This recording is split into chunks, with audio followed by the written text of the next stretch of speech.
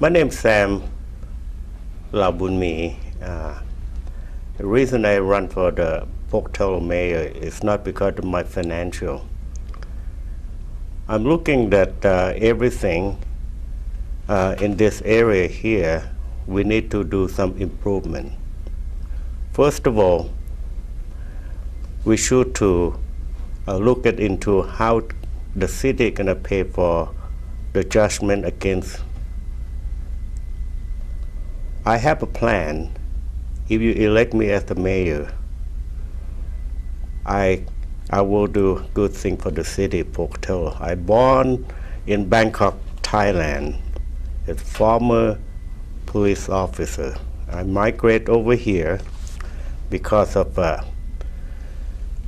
I like the U.S. I served with the Special Force in military, U.S. military. And when I look at the way the city doing it, so I might use some of my I can use some of my knowledge to help out the city. Doesn't make a difference about my wages. 30% first year of my salary if I be a mayor of Pocatello, 15% will go to senior activity center. Another 15% will go to veterans home.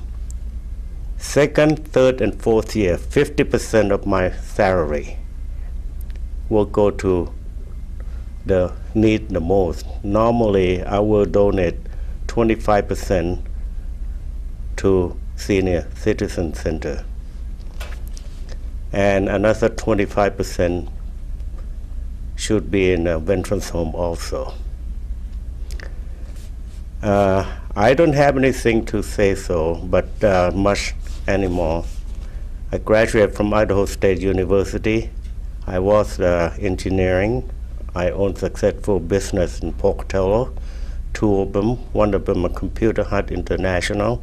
Until I got disabled, I have to afford to sell the business. Second, I own the Sam gun shop in Pocatello here and the gun range. The business has been successful. I have to leave my business just to serve Pocatello. And thank you for listening to me.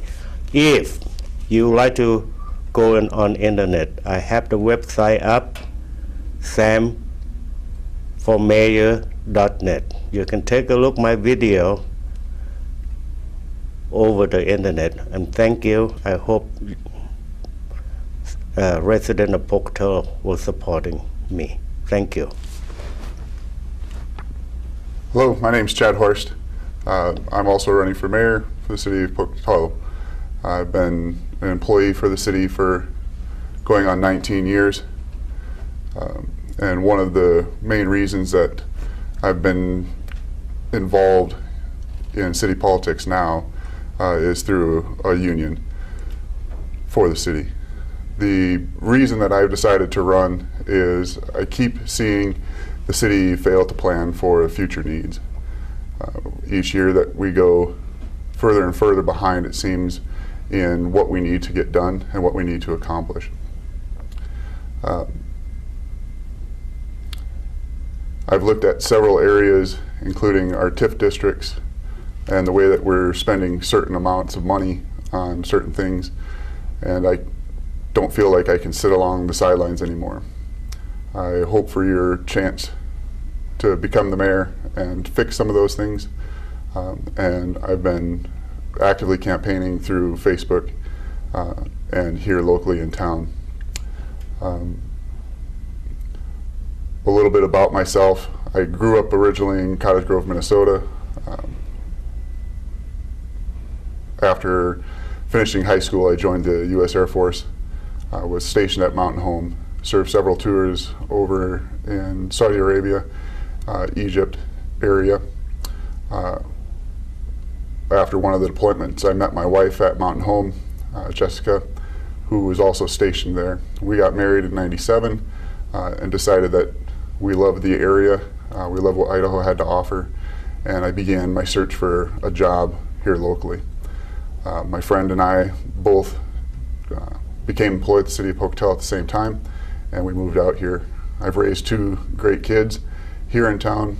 I've been supported through some very rough times by the city with one of my kids having some medical issues, and I feel obligated to do what's right for this city. I love the city. I love the things that I can do here.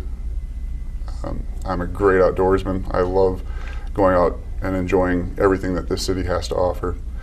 I look forward to answering questions that you may have, and again, if you need to contact me or have questions specifically for me, please contact me at Chad Horst for Mayor on Facebook. I'm Idaho Lorax. Basically, I'm participating in this mayoral election program process.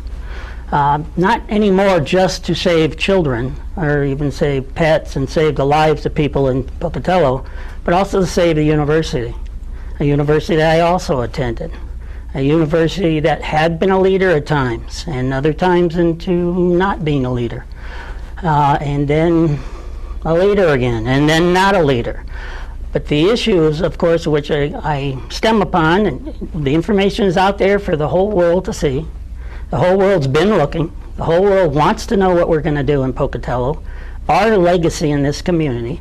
And personally, I'm working hard to get the university to be a leader in the cleanup. Program now is called First Cup, which is Clean Up Pocatello. It is about the uranium contamination in the valley. There is plenty of information and sources, SafeCast.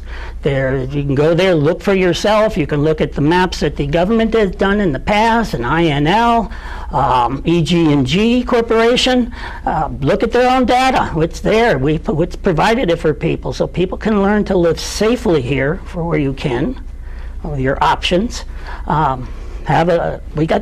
I'll say it very clearly. I participated in hearings.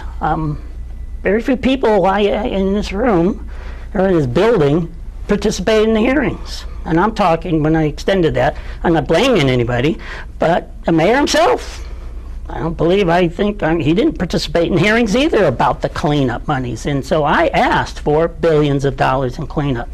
And they said to me, in hearings, in public record, any amount, because they know we're not in compliance with the safety protocol of uranium materials in any community. And now we have it on the schools. Not that we haven't had it on the schools, but now people know that it's on the schools. The cancer that children are getting, the cancers in our community, the lack of epidemiology studies here. Every time that one is done, it's suppressed, stolen, or people are fired. The only one you might hear anything about is done by the corporation that is the producers of this material and the ultimate suppliers of the materials that were put in our community. In inhalant, dust form, cancer-causing materials, airborne. I wait, and I'm happy when the snows come and the rains, because it's the only time that we're relatively safe in our community. But then people drag it into their homes. If they don't know what it looks like, they don't know where it is, you don't know where it's weathering out, you don't know where it's just flowing out onto the roads from people's properties, because we have a government here who has never, ever helped the citizens in terms of cleanup of this material. They have gladly used your public monies to put another cover and attempt to cover the roads of uranium, but it's a legacy. It will never go away. We are labeled by the world, Fukushima and Chubbuck as Chernobyl. I mean, if we're ever going to change those titles from now for the next 10,000 years, we have to remove the materials. And we have to remove those who prevent it from happening. It's run by greed, it's run by denial, it's run by do not tell, and it's run by lying and in doing things that are illegal activities regarding the materials. Because this material is supposed to be cleaned up. Supposed to be cleaned up the last time I was here. It was made illegal. What? Suddenly, because it was years ago, suddenly what? It isn't pertinent? It's somehow changed its form or not what it is? But Don't underestimate the ability of the people I associate with. There are hundreds of them, and we reach thousands of people every week, all over. In fact, it's going up our network of 20,000 a week. You know, I just looked at a viewing of videos from one of these groups. 400 views this week of their videos, and many of those are about all kinds of social issues, from water quality to air quality, to the contamination sites, to the uranium on the schools, to the worst people in the world, who they are, identifying them, identifying the crimes they're committing, the school board, knowingly sending kids, breaking the law, child abuse, child neglect, endangerment, and felony misprison. And I've said to people, you've just got to arrest them. You're perfectly in your rights to. So is the governor of Idaho. Governor of Idaho knows. The State Board of Education cannot send your kids to these schools with uranium contamination. They need to stop things in their tracks, begin the process of recognition of cleanup, and go for it. And anybody who stands in that way and lies, covers up, or misleads people are all guilty of those same kinds of crimes. And they're not going to go away, because we will be an immoral society, totally, if ever, protecting our children is not law. So I go back to see if anyone else here has something to say, because I need to calm down a little bit because I have dealt with this. I work with people all over the world, and I'm working on documentaries with people. I'm an educator. I'm just a messenger. I may be a talented one, I may be a well-educated one, but I'm just a messenger of something that has been here. It's not going to go away until you actively remove it. And the money's there to do it, billions of dollars to do it. And of course, if you want to know what I do as mayor, clean it up. First thing in being action is get the whole process rolling to clean up Pocatello. Just like Northern Idaho, for those who don't know. I worked on Northern Idaho issues with the Bunker Hill contaminations, which is also uranium materials and lead. And, well, that's called cleanup up there. They're Hollywood parents that send their kids to schools up there, because the word for the community is cleanup, not cover up. Not like this community, 15 years arguing, debating about covering a mountain full of uranium materials that's worth billions of dollars that they don't want to do anything except sell. And they sacrifice you, your families, your children, your pets, everything here for a company that's not even here, the FMC Corporation. I was delighted to see a CNSB, where is it, television station, National Broadcasting Network. Title of it right there on the screen was Filthy People and Filthy World, and it was the CEO, director of FMC Corporation. And they're out buying out DuPont and doing all this with your money they made from here. So what can I say is, let's go for it. Let's go to cleanup. Next week, I believe we're going to deal with elderly issues. For people who don't know, I'm greatly into that. I heard some of the other moderators that are coming in the week after that are science and water quality. Again, these are areas of my expertise and beyond. So people know me. I don't really need much of an introduction. I've been educating this community with many others, hundreds of people I work with. So all I can say, if you want to learn more, there's the Pocatello Valley Voice, our only free speech e-journal in the state of Idaho. And there are dozens of Facebook sites, Living with Uranium, Behind the Iron Curtain, excuse me. Sometimes it feels that way, for sure. Behind the Uranium Curtain, that's the name of my television show on Mondays. So basically, learn. It's all we can ask you is learn and do something, because it ain't going to go away. The university is suffering, the community is suffering, and billions of dollars of cleanup. Well, yes, it's not our taxpayers' money, it's the people who did it. It's called compensation for wrongdoing, illegal wrongdoing. The same with the Medical Compensation Act that's related to it. Unlawful death, okay, from this material. You can claim your money, you have to do it. It's not going to come knock on the door and say, "Oh, we hear you have a problem. You know, we're going to fix it. Here's some money." Wouldn't that be nice? Like a TV show, you won the grand prize in a lottery or something. But no, you all have that lottery here, but you do have to go and ask yourself, because they're not going to come and deliver it. You have to go to them and say, "Hey, I want my compensation for my dead parents, my dead grandparents, my children, my medical illnesses that I have right now." If you want to know what uranium materials the whole decay chain does, just look at McClatchy, DC. Look at the reports called irradiated. It was OSHA reports only from 10 states, but one of them was Idaho. $200 million have gone out to people in Idaho. And you just go there, they recorded 107,000 case histories. You want to know what this stuff does to you? Just go there and start clicking on cases. You'll see. You'll have your mind blown how dangerous this material is in airborne form. And it does get in your water as well. And on your foods, and tracked on your shoes, and get in your house. But, what can we say? Get a Geiger counter. People I work with, they have them. Thank you. Anybody else would like to? I got time, let's do it. I think one of the bigger problems that everybody needs to address is the city expanding, the city growing. We're losing a lot of people out of the area, taking different jobs. We're losing our talent because we don't have the job base. We continue to lose businesses in the area. One of the problems that we're going to run into is we're going to have a new development that's going in. It's going to continue to pull more stuff from downtown, more stuff from our Yellowstone corridor. It's going to move all of that north. We have a lot of open business fronts now, and we're not seeming to do anything for the city to get those stores filled. We're not seeming to get anywhere with getting the city to grow. One of the problems that we run into, I think, is that we focus on new expansion for new residential tax bases instead of working on dealing with the problems that we currently have and filling out the spaces that we have.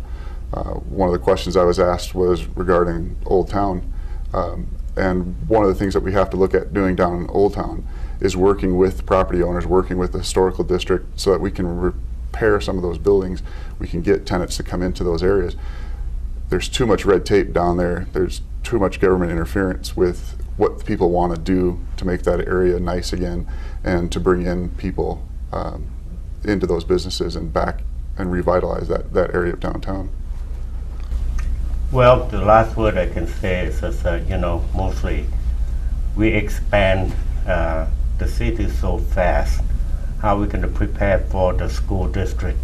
How are we going to prepare for the police department? We don't have enough police force right now to go over after the drug addict and all over the town on a certain area. I understand. I know. I used to own the property in front of that motel. They still have some problem, and that north of City of Pocatello. And how we are going to get the revenue, to build all of those, over there at, expansion road and everything. Do we have to pay for it or somebody pay for it? Look at the old town, the Pocatello. I used to shopping there all the time. Used to have a shoe shop. The only store they left it right now is a Molinelli Jewelries. That's the oldest one, been there for many, many years. The rest of it is gone. The reason is I don't know why when we start rebuilding, the building department, I don't know what going on. They say you have to use the same type of the brick, old brick. How are we going to get the old brick? You cannot use all the new brick to rebuild up, the old town, which is going to cost a lot of money. I used to go to the Ship Theater when I went to Idaho State University. Where'd all the money go? I don't know where the money, instead we try to rebuild it up, even to burn it down. We can get the money, start build little by little. I love Old Town because that's a historical site we ever have. And look at right now, it running down. Nobody care about it because they cannot do anything much on that. Final words I'd like to say, on November 7th, resident of Pocatello, please go out and vote for the best you think can run the city, not just for the religious, race, or friendship. Look at the future of Pocatello. Please do. Thank you. I may add some things on both what a couple of you had to say there. Because, yeah, the growth of the city. People have relied so much on growth. And, well, we have problems all over the world now.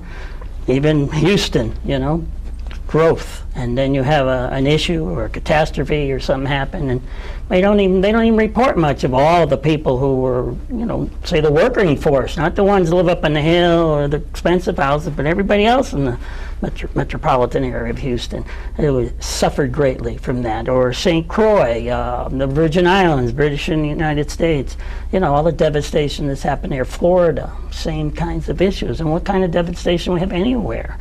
And we have our own. Maybe it's not a hurricane. Maybe it's uranium material. For, you know, I would consider that, yes, a devastating thing, but a little slower acting than come in with a hurricane.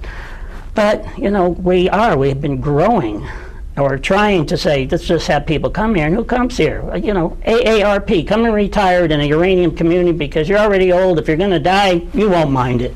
You know, I mean, that's the kind of mentality we have. So we have servicing jobs.